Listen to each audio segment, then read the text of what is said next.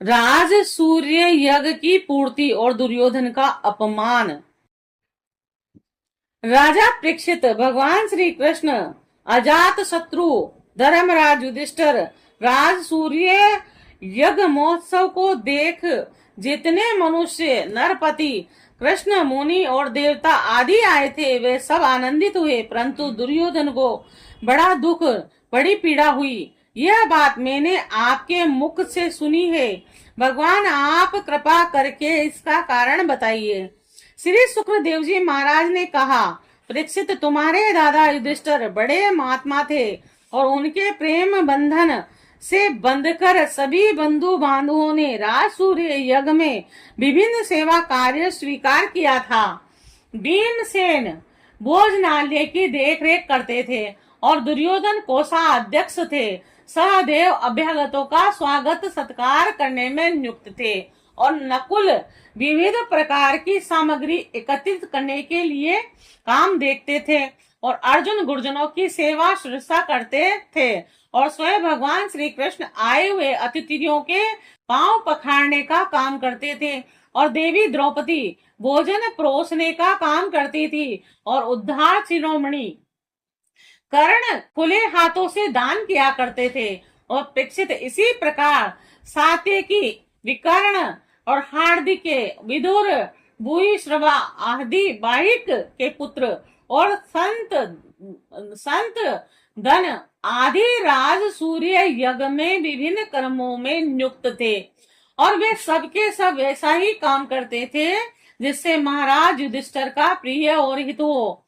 परीक्षित, जब ऋतिज सदस्य और बहुत पुरुषों का तथा अपने इष्ट मित्र एवं बंधु बांधवों का सुमधुर वाणी और विधि विविध प्रकार की पूजा सामग्री और दक्षिणा आदि से भली भांति सत्कार हो चुका था तथा शिशुपाल भक्त वत्सल भगवान के चरणों में समा गया, तब धर्मराज युधिष्ठिर गंगा जी में यज्ञांत स्नान करने गए और उस समय जब वे अवभूत स्नान करने लगे तब मृदंग, शंख, ढोल, नववत, नगाड़े और नरसिंगे आदि तरह तरह के बाजे बजने लगे।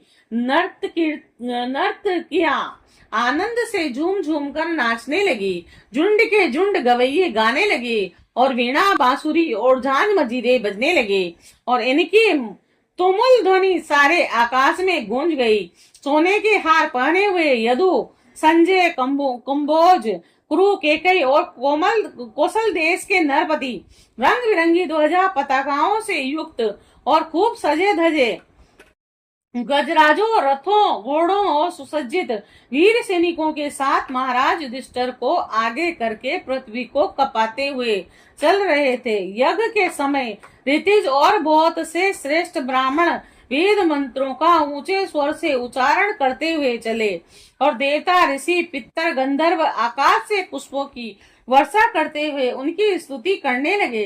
इंद्रप्रस्थ के नर नारी इत्र, फुलेल और पुष्पों के हार, रंग बिरंगे वस्त्र और बहुमूल्य आभूषणों से सज धज कर एक दूसरे पर जल, तेल, दूध, मक्खन और आदि रस डालकर भिगो देते, एक दूसरे के शरीर में लगा देते और इस प्रकार क्रीड़ा करते हुए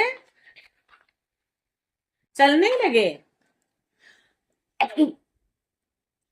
वीरांगनाएं पुरुषों को तेल, गोरस और सुगंधित जल, हल्दी, गाढ़ी केसर मल देती और पुरुष भी उन्हें उन्हीं वस्तुओं से सराबोर कर देते और उस समय उस उत्सव को देखने के लिए जैसे उत्तम उत्तम विमानों पर चढ़कर आकाश में बहुत सी देवियां आई थी वैसे ही सैनिकों के द्वारा सुसज्जित इंद्रप्रस्थ की बहुत सी राज महिलाएं भी सुंदर सुंदर पालकियों पर सवार होकर आई थी। पांडवों के ममेरे भाई श्री कृष्ण और उनके सखा और उन रानियों के ऊपर तरह तरह के रंग आदि डाल रहे थे। इससे रानियों के मुख लजीली मुस्कुराहट से खिल उठे थे और उनकी बड़ी शोभा होती थी। उन लोगों के रंग आदि डालने से रानियों के वस्त्र भीग गए थे और इससे उनके शरीर के अंग प्रत्यंग, वक्ष स्थल, जंघा, कटी भाग कुछ कुछ दिख रहे थे और वे भी पिचकारी और पात्रों में रंग भरकर अपने देवरों और उनके सखाओं पर उड़ेल रही थी। प्रेम भरी उत्सुकता के कारण उनकी चोटियों और जूड़ों में बंधन ढीले पड़ गए थे तथा उनमें गुथे हुए फूल गिरते जा रहे थे। राजा परीक्षित, उनका यह रुचिकर और पवित्र विहार देखकर मालिन अनंत करण वाले पुरुषों का चित्त चंचल हो उठता था, काम मोहित हो जाता था। चक्रवर्ती राजा युधिष्ठिर द्रौपदी आदि रानियों के साथ सुंदर घोड़ों से युक्त एवं सोने के हारों से सुसज्जित रथ पर सवार होकर ऐसे शोभायमान हो रहे थे कि मानो स्वयं रासूर्य यज्ञ प्रयाग आदि क्रियाओं के साथ मूर्तिमान होकर प्रकट हो गया हो। ऋतिजों ने पत्नी सयाज एक प्रकार का यज्ञ क्रम तथा यज्ञांत स्नान संबंधी कर्म करवाकर द्रौपदी के साथ सम्राट युधिष्ठिर को आचमन करवाया और इसके बाद गंगा स्नान और उस समय मनुष्यों की दुंदुभियों के साथ ही देवताओं की दुंदुभियां भी बजने लगी और बड़े बड़े देवता, ऋषि, मुनि, पितृ और मनुष्य पुष्पों की वर्षा करने लगे। महाराज युधिष्ठिर के स्नान कर लेने के बाद सभी वर्णों एवं आश्रमों के लोगों ने गंगा जी में स्नान किया, क्योंकि वह स्नान से बड़ा महापापी भी अपने पाप राशि से तत्काल मुक्त हो जाता है।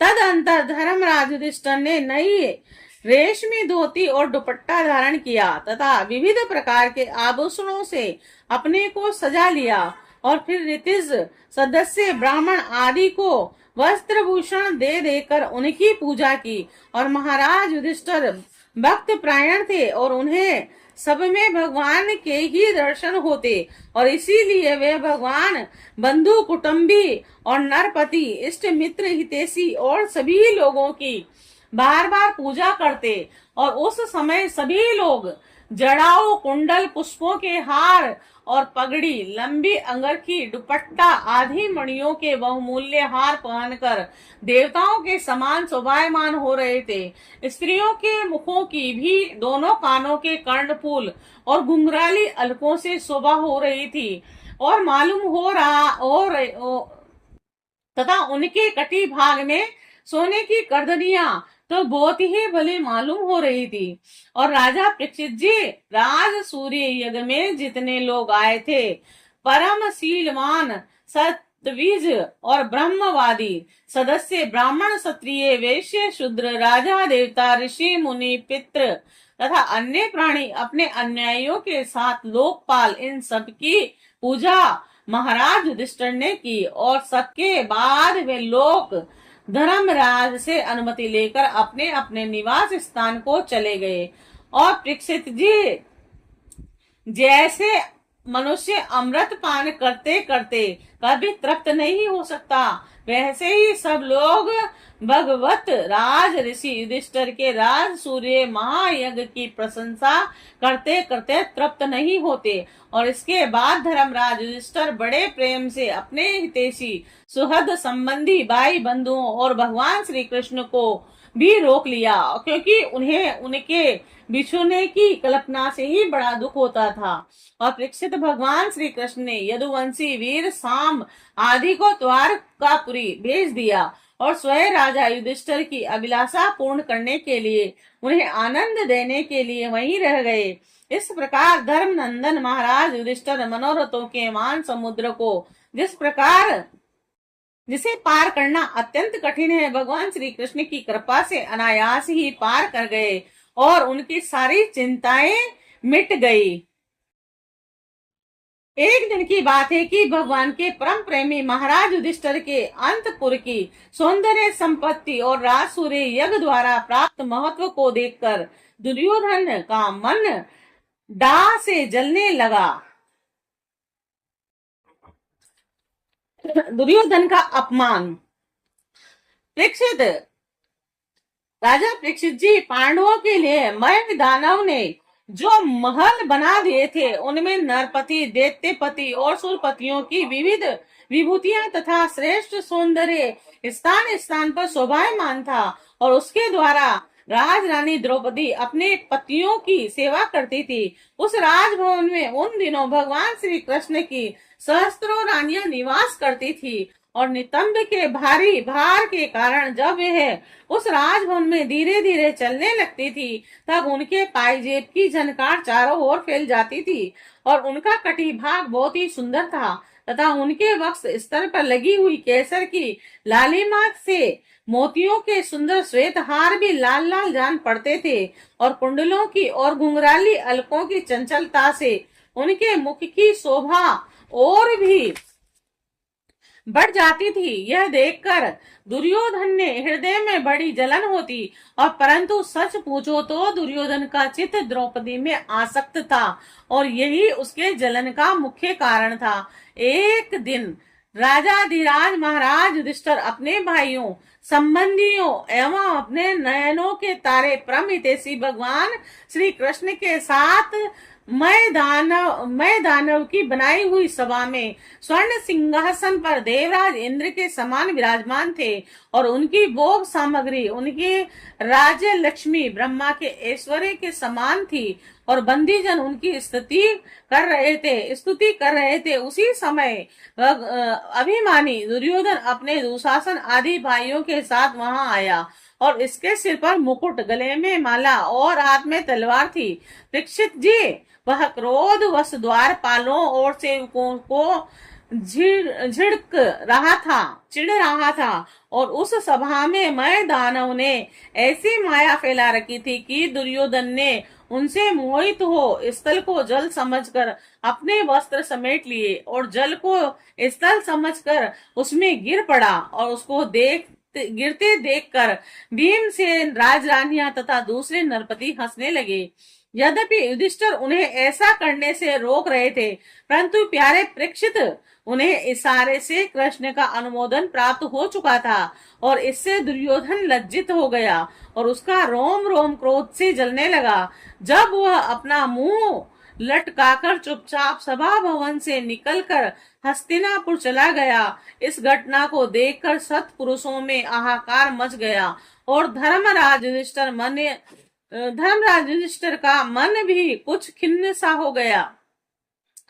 राजा परीक्षित जी, यह सब होने पर भी भगवान श्री कृष्ण चुप थे और उनकी इच्छा थी कि किसी प्रकार पृथ्वी का भार उतर जाए। और सच पूछो तो उन्हीं की दृष्टि से दुर्योधन को यह भ्रम हुआ था। और परीक्षित, तुमने मुझसे यह पूछा था कि उस महान राज सूर्य यज्ञ में दुर्योधन को डाह क्यों हुआ, जलन क्यों हुई, सो वह सब मैंने तुम्हें बतला दिया है।